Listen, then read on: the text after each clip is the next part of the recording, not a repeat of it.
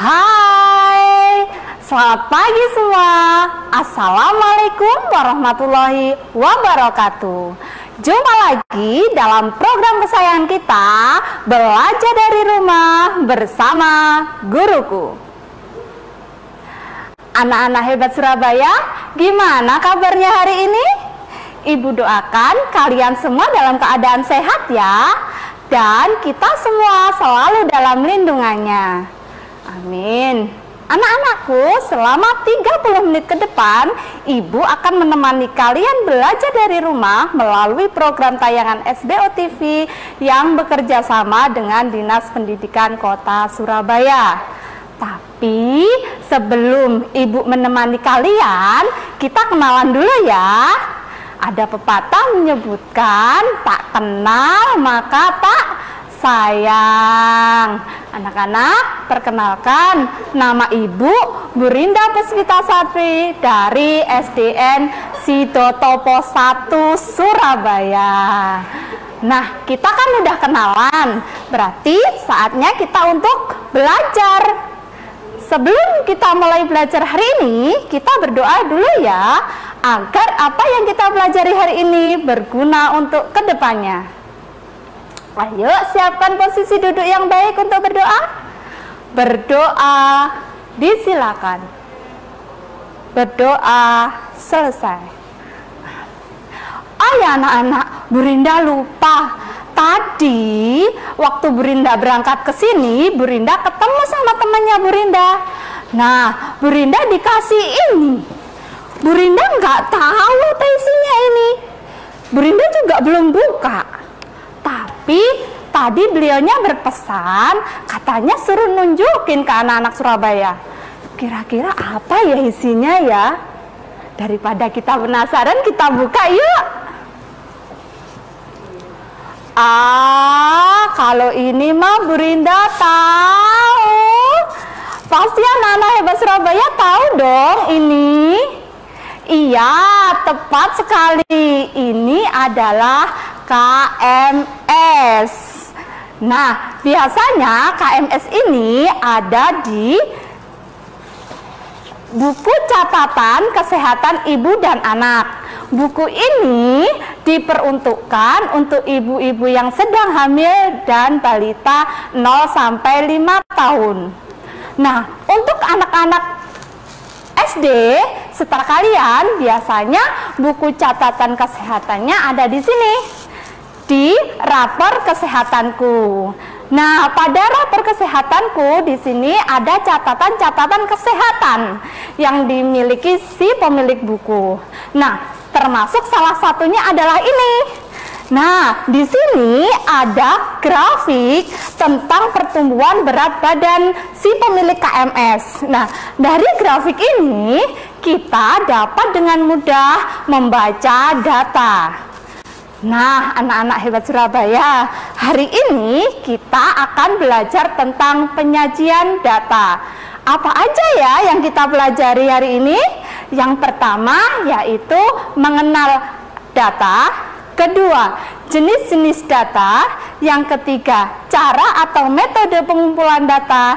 Yang keempat, bentuk-bentuk penyajian data. Dan yang kelima adalah membaca dan menafsirkan data. Langsung saja ya. Nah, data menurut Kamus Besar Bahasa Indonesia, data adalah keterangan yang nyata dan benar. Data tidak selalu berwujud dengan angka-angka, melainkan bisa dengan simbol, dengan huruf, atau dengan gambar. Kemudian ke jenis-jenis data. Jenis data berdasarkan sumbernya ada dua, yaitu data primer dan data sekunder. Nah, apa itu data primer? Data primer itu data yang diambil secara langsung dari sumbernya. Contohnya, kalau kita mau ngambil data tentang berat badan si A, pengen tahu berat badan si A, maka langkah kita langsung menimbang si A. Atau kalau kita pengen tahu kegemarannya si B, maka kita langsung tanya apa kegemaran dari si B. Nah, itu untuk data primer. Untuk data sekunder, data yang diambil secara tidak langsung, bisa melalui media perantara seperti catatan, buku, koran, internet, ataupun yang lainnya. Nah, contoh pengambilan data sekunder itu jika kita ingin mengetahui golongan darah teman-teman kita, nggak mungkin kan kita akan mengetes satu-satu. Nah, langkahnya kita ke UKS, lihat buku rapor kesehatan teman-teman kita, atau kita mungkin ke Puskesmas minta datanya. Nah, selain itu ada, ini yang paling penting sekarang ya, COVID. Kalau kita mau cari data penyebaran COVID di Jawa Timur, maka kita bisa langsung browsing ke internet atau datang langsung ke Dinas Kesehatan. Nah, berikutnya adalah cara pengumpulan data atau metode pengumpulan data. Metode pengumpulan data yang pertama adalah dengan tes. Jadi, seperti yang dilakukan Bapak Ibu guru kalian ketika ingin mengetahui hasil belajar anak-anaknya dengan melalui tes. Kemudian berikutnya wawancara. Ingat, saat wawancara diperhatikan ya etikanya. Yang berikutnya adalah isian singkat atau angket. Kita memberikan lembar isian singkat untuk diisikan ke responden. Selanjutnya dengan cara observasi atau pencatatan langsung. Jadi langsung mencatat data apa yang akan dicari. Nah, itu cara-cara pengumpulan data. Berikutnya adalah bentuk-bentuk penyajian data. Bentuk penyajian data yang pertama adalah daftar, kemudian ada tabel, ada diagram gambar atau piktogram, yang keempat ada diagram batang, yang kelima ada diagram garis. Nah, anak-anak, kita tadi udah belajar mengenal data, jenis data, kemudian cara pengumpulan data, dan bentuk-bentuk penyajian data. Untuk penyajian data dalam bentuk-bentuknya nanti akan kita pelajari setelah pesan-pesan yang satu ini ya. Jangan kemana-mana, tetap setia di program kesayangan kita, Belajar dari Rumah bersama Guru. Hai, masih setia kan di program kesayangan kita, Belajar dari Rumah bersama Guruku. Anak-anak, berikutnya kita lanjutkan ke dalam bentuk penyajian data yang pertama. Penyajian data yang pertama yang akan kita pelajari adalah tentang daftar. Di sini Bu Rinda memiliki data berat badan siswa dalam satuan kilogram. Dari data ini kita dapat menentukan dengan mudah. Nah, yang pertama, berapa berat badan siswa terendahnya? Nah, berat badan siswa terendahnya bisa kita lihat dari daftar ini. Nah, berat badan terendahnya adalah, ya tepat sekali, 33 kg. Berat badan tertingginya adalah, ya berapa anak-anak? Hebat, 47 kg. Jumlah datanya, nah untuk jumlah data maka bisa kita hitung kita hitung cepat ya anak-anak hebat Surabaya kan sudah pada pandai perkalian. Nah, kita hitung ke sampingnya ada berapa? 1, 2, 3, 4, 5. Ke bawahnya ada 1, 2, 3, 4, 5, 6. Nah, karena ini penuh, maka kita kalikan saja. 5 dikalikan 6 sama dengan, iya, 30. Nah, berikutnya membaca dan menafsirkan daftar.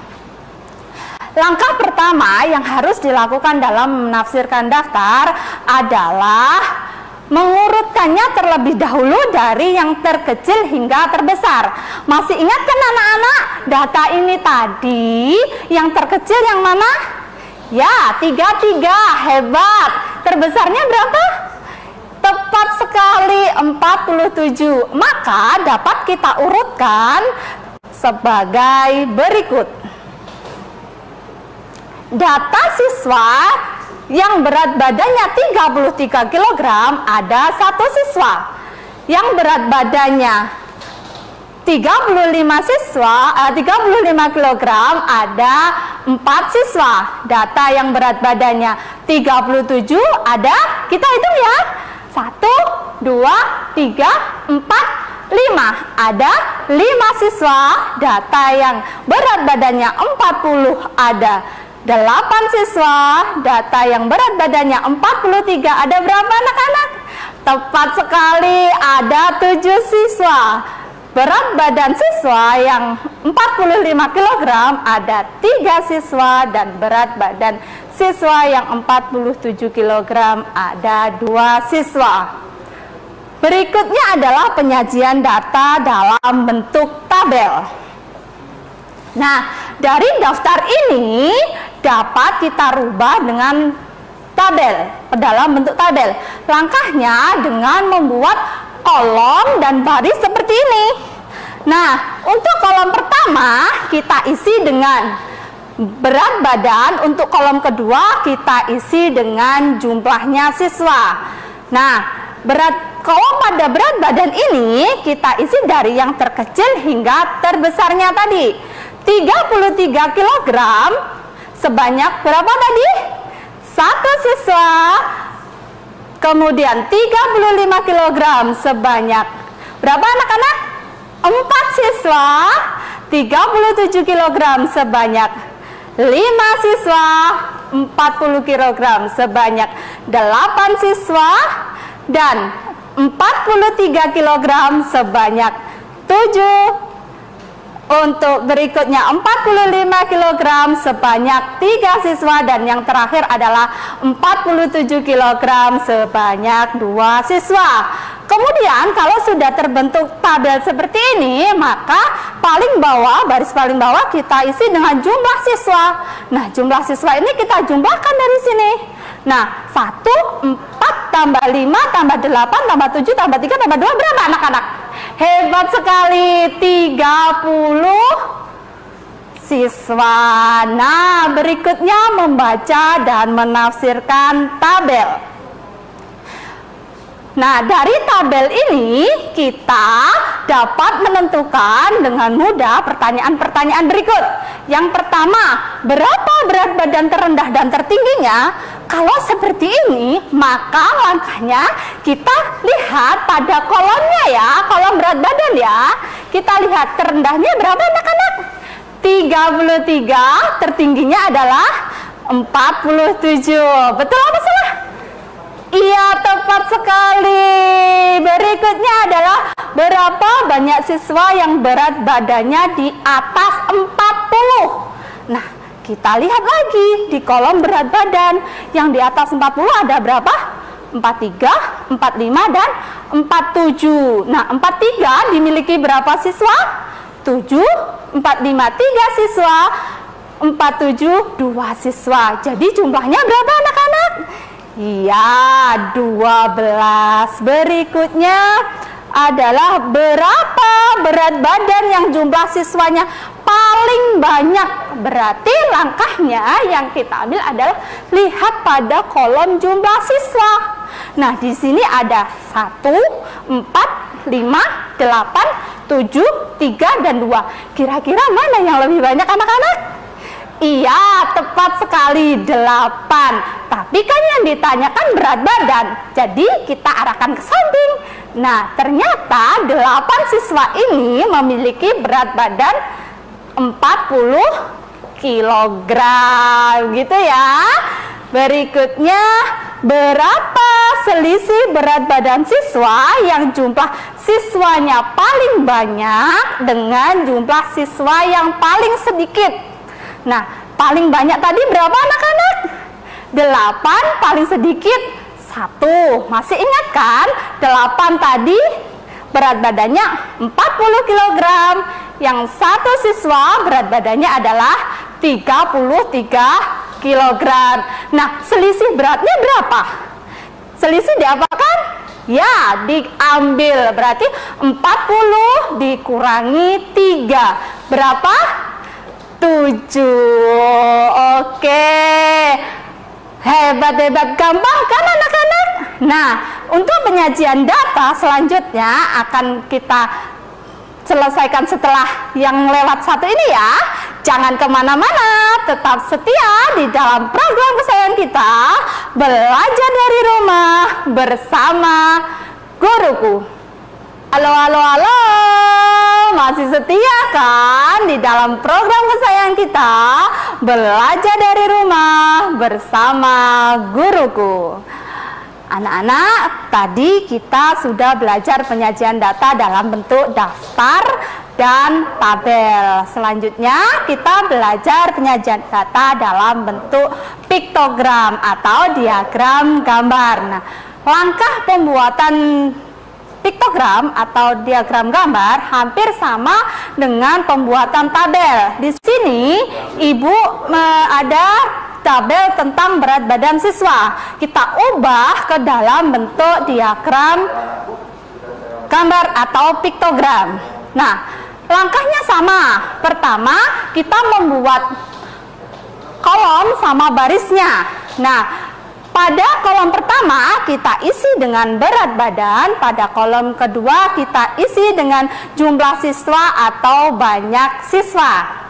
Nah, kita isi dulu berat badannya mulai terkecil hingga terbesarnya. 33, 35, 37, 40, 43, 45, dan 47. Nah, bedanya dengan tabel, kalau di tabel jumlah siswa diisi dengan angka-angka seperti ini, tapi kalau di piktogram jumlah siswanya ini kita isi dengan gambar. Nah, untuk gambar kita bisa menentukan dengan bebas apa yang kita suka. Di sini Bu Rinda menentukan 2 gambar, yaitu 1 gambar buku penuh mewakili 2 siswa dan 1 gambar buku separuh mewakili 1 siswa. Nah, sekarang kita pasangkan gambar ini ke dalam jumlah siswanya. Nah, siswa yang berat badannya 33 ada 1 siswa. Jadi pakai gambar yang mana ya anak-anak? Iya, tepat sekali, pakai gambar yang buku separuh. Nah, kemudian 35 kg ada 4 siswa, berarti pakai buku penuh sebanyak berapa? Kalau 1 buku 2. Kalau butuh 4 siswa berarti butuh berapa buku? Tepat sekali, butuh 2 buku. Kemudian 37 kg itu 5 siswa. Berarti butuh berapa buku? 2, 4. Kalau ditambah 1 buku lagi berarti 6. Kebanyakan dong. Berarti ditambah yang mana? Iya, ditambah buku separuh. 1 gini ya anak-anak. Nah, kemudian 48 siswa, maka buku yang penuh sebanyak, ya, sebanyak 4. Nah, 43 kg sebanyak 7 siswa, jadi 3 buku penuh dan 1 buku separuh. Kemudian 45 kg 1 buku penuh dan 1 buku separuh. Untuk 47 kg hanya kalau 2 berarti cukup 1 buku penuh. Gitu ya anak-anak, mudah bukan? Nah, berikutnya adalah penyajian data dalam bentuk diagram batang. Nah, kalau dalam bentuk diagram batang, ini di sini Bu Rinda punya data berat badan siswa dalam bentuk tabel. Kita ubah ke dalam bentuk diagram batang. Langkahnya yang pertama adalah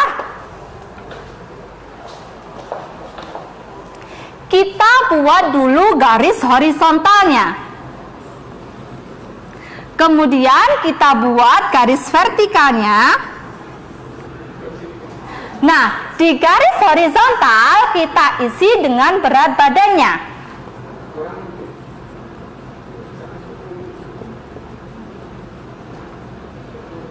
Nah, kita isi.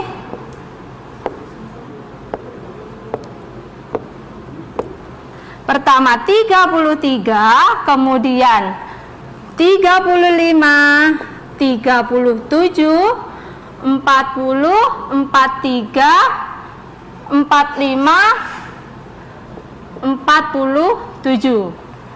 Setelah itu pada garis vertikalnya kita isi dengan jumlah siswa.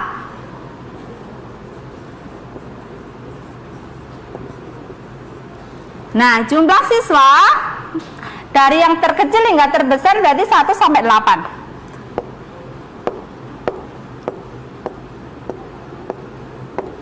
1, 2, 3, 4, 5, 6, 7, 8. Nah, anak-anak, sekarang kita bikin batangnya. Kita hubungkan antara garis horizontal berat badan ini dengan garis vertikal.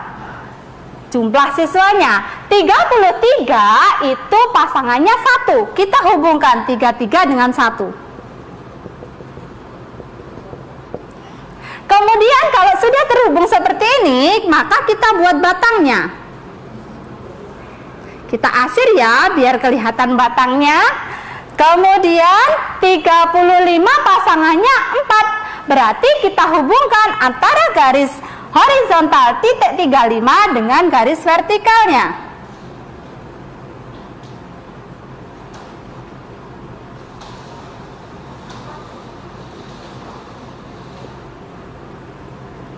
Kemudian 37 dengan berapa? 5 kita hubungkan.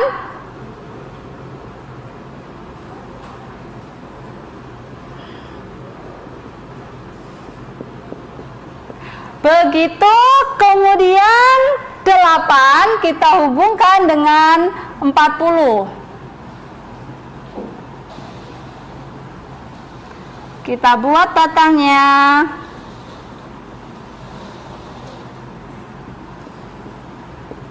Selanjutnya 43 dengan 7.